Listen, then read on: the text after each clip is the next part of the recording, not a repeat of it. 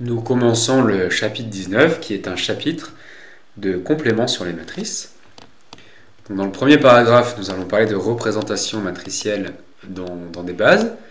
Donc on va voir que chaque objet qu'on a étudié jusqu'ici en algèbre linéaire peut être représenté par une matrice en dimension finie.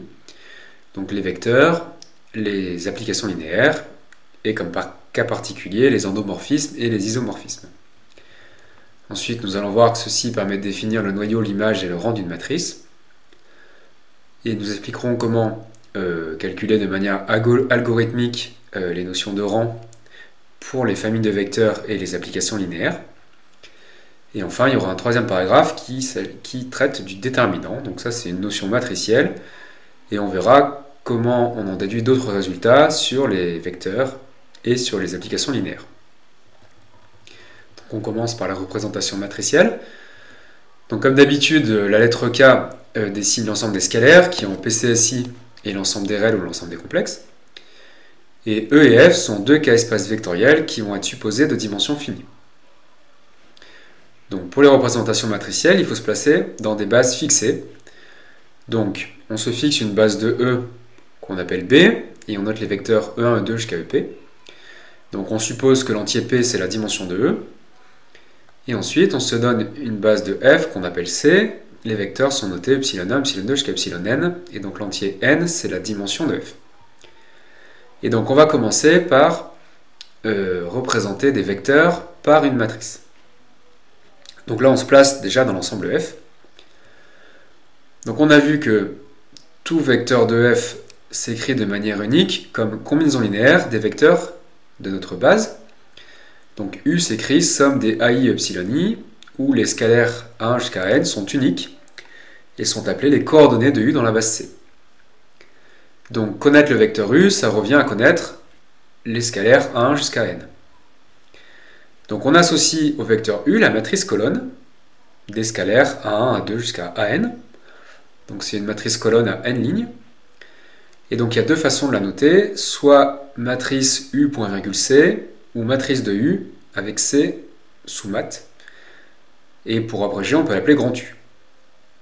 Donc on voit qu'on réserve les lettres minuscules aux vecteurs et les lettres majuscules aux matrices. Donc là, on a représenté un vecteur par une matrice. On a mis ses coordonnées, donc on voit que en fonction de la base qu'on choisit, il va y avoir plusieurs matrices qui peuvent représenter U. Donc c'est pour ça qu'on va choisir une base fixée pour avoir qu'un seul choix possible. Alors maintenant, on va représenter une famille de vecteurs. Donc c'est la même idée. Si on prend U1 jusqu'à UP, une famille finie de P vecteurs de F, donc on lui associe cette matrice où on met en colonne les coordonnées de chaque vecteur.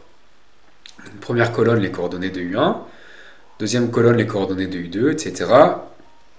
jusqu'aux coordonnées de U indice P.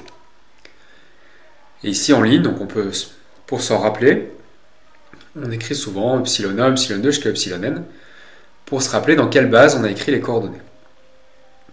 Donc cette matrice se note soit comme ceci, soit comme ceci, et on peut l'appeler grand A. Et donc cette matrice donne une représentation de notre famille de vecteurs.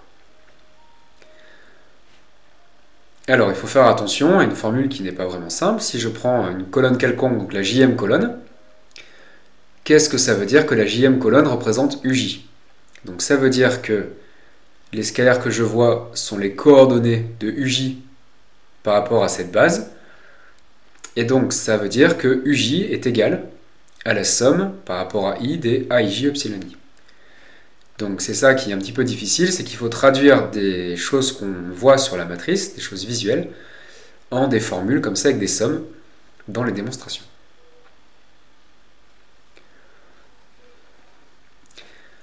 Donc, ce qu'on a noté mat de U1 jusqu'à UP dans la base C, ça s'appelle la matrice associée à la famille U1, U2 jusqu'à UP dans la base C. Alors donc à toute famille de vecteurs, on associe une unique matrice. On peut voir que réciproquement, à toute matrice définit une famille de P vecteurs. Donc en effet, si vous donnez une matrice comme ça, vous dites que la première colonne, ça vous définit des coordonnées d'un vecteur U1, la deuxième colonne vous définit les coordonnées d'un vecteur U2, etc. Et donc de votre matrice, à partir de cette matrice, vous définissez votre famille de vecteurs U1 jusqu'à UP. Donc réciproquement, à toute matrice, on associe une unique famille de vecteurs, telle que cette famille est représentée par votre matrice.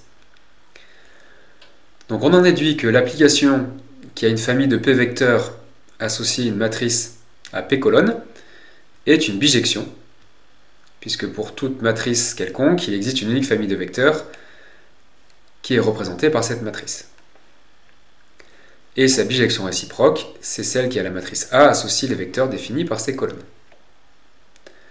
Alors attention, pour avoir la bijection, la base doit être fixée. C'est une fois qu'on a fixé une base qu'il y a bijection entre l'ensemble des familles de vecteurs et l'ensemble des matrices. Alors très souvent, comme espace de dimension n, donc n c'est le nombre de lignes de votre matrice, on prendra k puissance n, parce que c'est l'espace le plus simple de dimension n. Comme base de k puissance n, on prendra la base la plus simple, donc la base canonique. Et donc, votre matrice, à n lignes et p colonnes, va vous définir p vecteurs de k puissance n. Et alors, si on prend la base canonique, on sait que les coordonnées sont égales aux composantes. Donc là, vous aurez juste à lire les vecteurs sur les colonnes. Donc, par exemple, cette matrice qui a 3 lignes et 2 colonnes vous définit 2 vecteurs de R³ dans la base canonique. Donc le vecteur U1, ses coordonnées c'est 1, 0, 3. Comme on est dans la base canonique, ses composantes c'est 1, 0, 3. Donc c'est le vecteur 1, 0, 3. Et de même, votre deuxième vecteur c'est 2, 1, 0. Donc dans la base canonique, cette matrice représente cette famille de 2 vecteurs. Alors, mais on pouvait choisir un autre espace vectoriel de dimension 3. On peut prendre R2 crochet X. Donc on va le faire. On choisit l'espace R2 crochet X avec sa base canonique qui est 1x au carré. Donc là, votre même matrice définit 2 polynômes. Alors le premier, c'est 1 fois 1 plus 0 fois x plus 3x carré. Donc c'est 1 plus 3x au carré. Et le deuxième, c'est 2 fois 1 plus 1 fois x plus 0 fois x au carré.